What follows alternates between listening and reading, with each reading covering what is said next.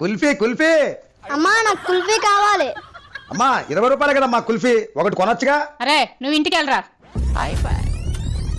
ఏట్రా అన్నావు నువ్వు ఇప్పుడు? అను నేనేమన్నానమ్మా, 20 రూపాయలు కుల్ఫీ కొనమన్నాను. 20 రూపాయల కదా అని వాడికి కుల్ఫీ కొన్నాను అనుకో, వాడు బాగానే తినేస్తాడు. అసలే వర్షాకాలం, ఇందులో ఉన్న కూలింగ్ వల్ల వాడికి జలుబు వస్తుంది, బీపీ వల్ల దగ్గు వస్తుంది, రాత్రి అంతా తుమ్ముతూ దగ్గుతూ ఉంటే వాడికి తెల్లవారికి జ్వరం వస్తుంది. ఆయన హాస్పిటల్కి తీసుకెళ్ళాలి. వాడిని హాస్పిటల్కి తీసుకెళ్ళాక డాక్టర్ వాడికి ఫుడ్ పాయిజనింగ్ అయింది, 3 రోజులు అడ్మిట్ చేయమంటాడు. 3 రోజులు అడ్మిట్ చేసినందుకు 15,000 బిల్లు వేస్తాడు. నాకు 15,000 బొక్క. ఈయన హాస్పిటల్ నుండి 3 రోజులు చూసుకోవడానికి ఆఫీసుకి సెలవు పెట్టాలి, అదొక 5,000 బొక్క. మొత్తం కలిపి 20,000 బొక్క.